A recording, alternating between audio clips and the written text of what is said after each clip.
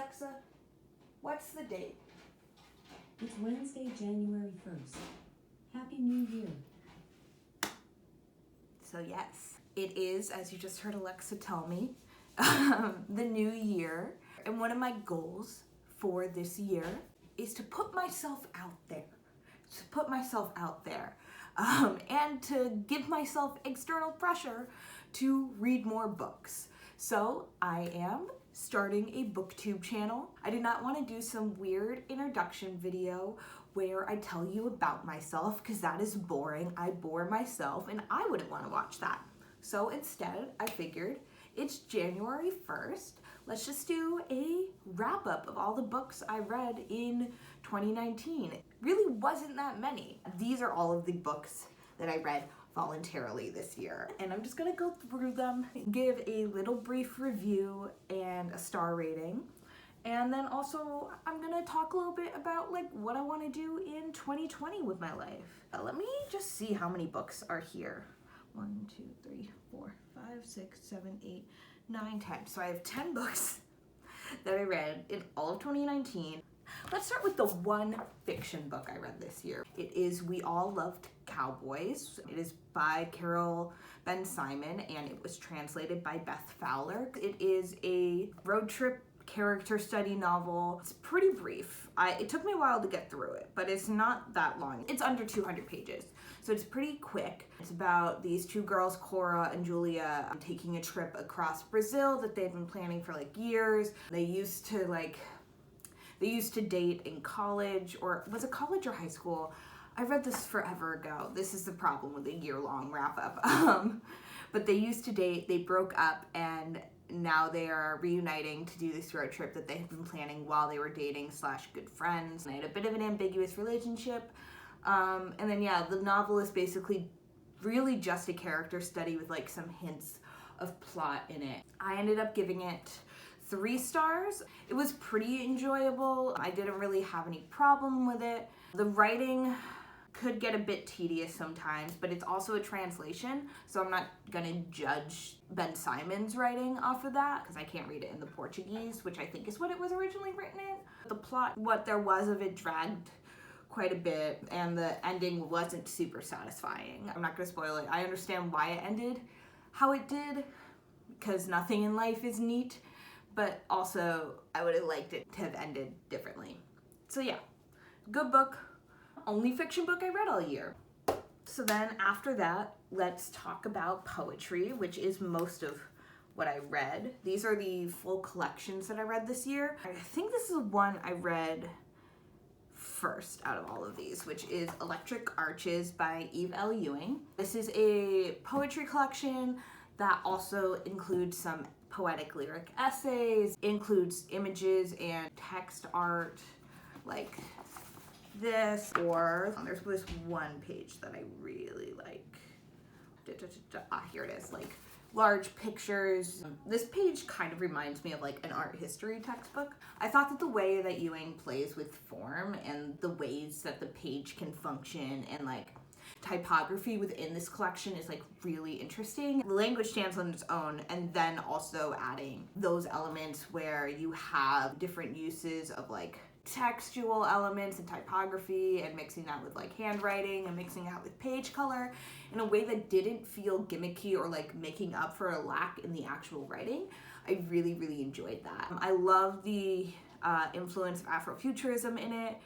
What I wrote on my little sticky note is that it feels like a new envisioning of Afrofuturism. I gave it 5 stars. I remember finishing this collection and immediately giving it to my partner, being like, you have to read this.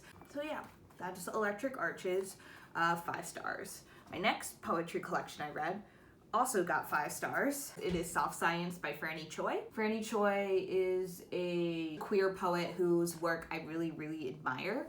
This book is like, it's a complicated book.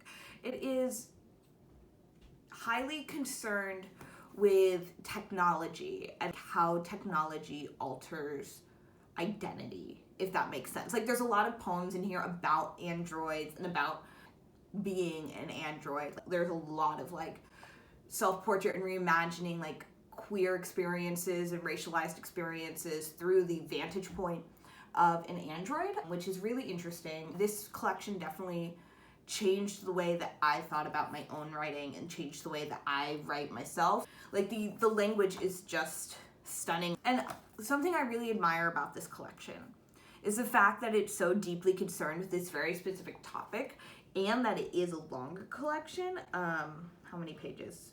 It is 89 pages, so it is a bit on the longer side, but the entire time it never feels repetitive, even though it uses the same images a lot. And I think that's very cool how Franny is able to like reinvent these images, especially because androids are so like embedded into the cultural consciousness, where the fact that she is able to read a new meaning onto it, yeah, it's a very cool collection. I definitely recommend picking it up if you're interested in poetry and also science fiction. It's very cool. And then next, speaking of science fiction mixing with poetry, I have Deaf Republic by Ilya Kaminsky. I gave this 5 stars as well. Can you tell I had a good year when it came to reading poetry? Mostly because I give up on poetry collections I'm not in love with. I DNF those shit so quick. So Deaf Republic is a series of poems that are all set in the same world. Deaf Republic follows a town. After a soldier kills a young deaf boy, the sound of the gunshot basically deafens the entire town, or at least stuns them into silence. It's kind of like a series of character studies with some plot mixed in. I think it manages to avoid falling into the pitfalls that a lot of poetry collections that are focused on narrative and focused on telling like a specific story. I feel like a lot of collections like that tend to fall into a prosy narrative feel where it kind of becomes a series of prose poems or vignettes. This book manages to stay out of that in a productive way, where like you still get the characters and you still get the plot where it matters, but it also retains all of the poetic elements that you would want. This book is just really fantastic. And it also does this really cool thing where it like has illustrations of, I believe these are invented sign language.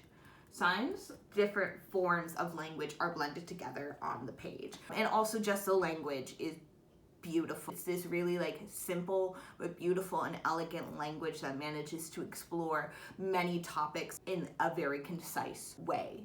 And I really admire that. So yeah, 5 stars, really like it, really recommend it. Next, I have Lunch Poems by Frank O'Hara. It is a classic, I guess you could say. I gave it 4 stars. Frank O'Hara is one of my favorite poets, and this book is basically him just doing what he does best, which is what I think of as like observational poetry. I think O'Hara is one of my favorite poets, and I've taken a lot of influence from him. I don't know if I necessarily like his poems as a collection. I think sometimes there's definitely like poems where I'm like, this didn't need to be here, or this is filler, or I don't feel compelled by this. Especially reading it from the vantage point of where poetry is now, it doesn't shift my worldview for the most part. It is quotable and there are like lots of really good lines. There are individual poems in here that have changed the way that I write, but the collection as a whole isn't really doing it for me, if that makes sense. Yeah, that's really all I have to say about that. 4 stars, would read specific poems from it again. Don't think I would ever reread the whole collection. Speaking of poets I love, next I read Anne Carson's Red Duck, which is a sequel to her long poem / novel in verse autobiography of Red.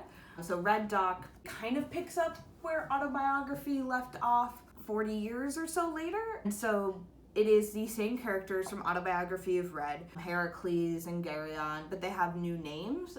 Heracles is now sad, just sad. Geryon is G. There's some new characters introduced. It explores the myth more. I gave it 3 stars. Anne Carson is a very talented poet. I'm not going to deny that. And the language and the writing in this is beautiful because of course it is. I just think that as a sequel to a work that I love so much as Autobiography of Red, which is my favorite book of all time, it doesn't really hold up. It is interesting and it has interesting moments and explores interesting ideas, but it does not feel super connected to the original work, which maybe that's the point. Maybe that's the point. This was written like something like, it was written at least a decade after the first one, if not more. Carson's writing has obviously evolved, and her understanding of the concept she was originally exploring has evolved. That's fine. The renaming of the characters, it's one of those things where I'm like, this is kind of gimmicky. So yeah, I was kind of disappointed in this. I was looking for more character involvement. The ending wasn't super satisfying. Like the original one, the ending really punches you right in the gut. Still would recommend reading it if you really liked Autobiography of Red. So yeah, that's where I stand on that.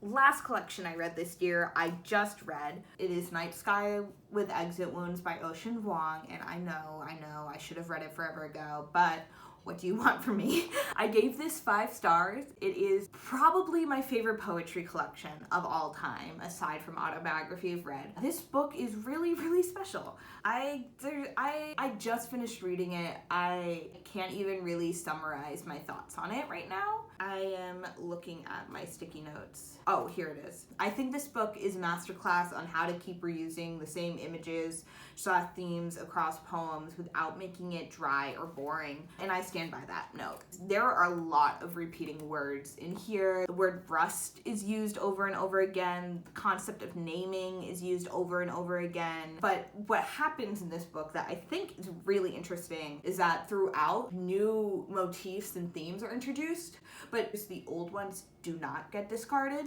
So what happens is they become layered on top of each other, and old themes are given new meaning by the introduction of new motifs. And it's really, really interesting. I would definitely recommend this book to literally anybody. It is fantastic. He is one of the best writers working right now. If you're interested in poetry, I definitely would recommend this collection even as like a jumping off point, honestly. It kind of does everything that you would want a good poetry collection to do. Yeah.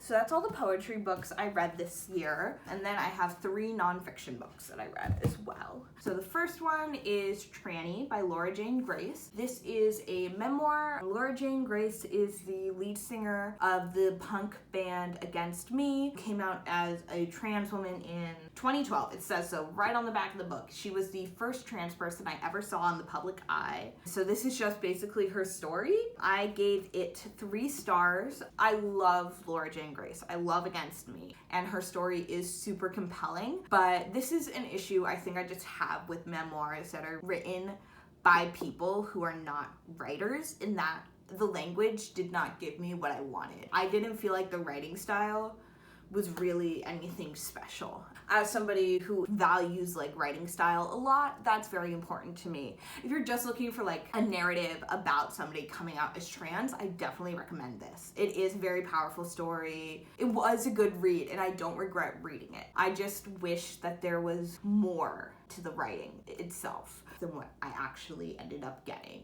And so that's why I got 3 stars, but I would still definitely recommend it because Laura Jane Grace is amazing.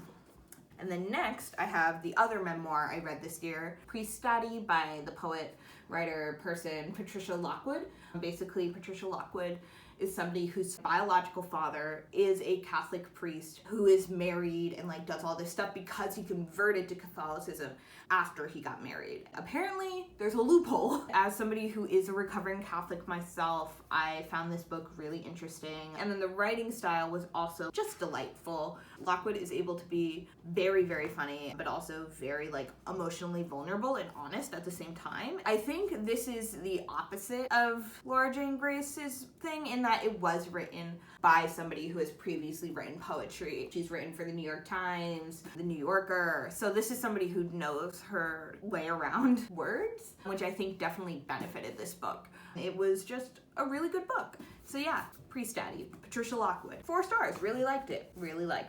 And then the last book I read this year, also the longest book I read this year, is Catch and Kill by Ronan Farrow. Ronan Farrow is a reporter for the New Yorker and formerly of NBC. So this book is about Ronan Farrow's investigation into Harvey Weinstein and his experience reporting on Harvey Weinstein. Farrow was the person to break the story for the New Yorker, and he won the Pulitzer Prize for his reporting on it. And this book basically just just details the ways that Harvey Weinstein and other powerful men attempted to suffocate this kind of reporting. It literally reads like a spy thriller, which is terrifying given that it is real life and not fiction, and is terrifying to read, honestly.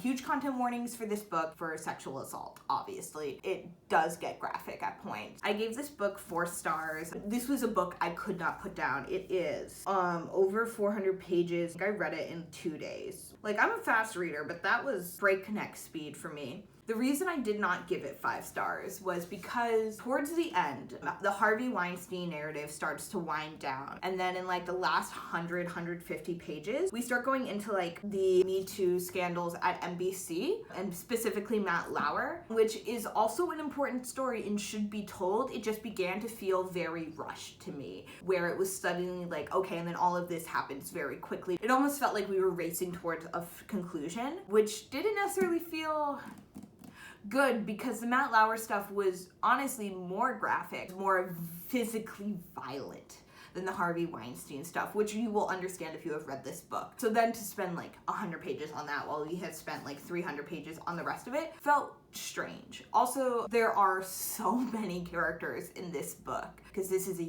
vast web of conspiracies, but it was easy to lose track of who is who because I wasn't reminded nearly enough, which, like, should I have been taking notes? Probably. That's not necessarily the book's fault. I just kind of wish there was a cheat sheet or something where it's like, here are all of these people and here's who they are. But yeah, for the first 300 pages, this was an easy 5 stars. It just kind of lost me towards the end because I feel like this book should have been 2 books is what it comes down to. Like, I feel like the Matt Lauer stuff should have been its own book because it was really important. I just felt kind of tacked on to the end, if that makes sense. So yeah, really love this book. Would definitely recommend it if you are okay with reading about this kind of stuff. So yeah, those are all of the books I read this year. My goals for 2020, I put in my Goodreads that I want to read 30 books. And while I would love for all those books to be for pleasure, I will be counting school books towards that total. I'm going into my last semester of college. I will be doing college stuff,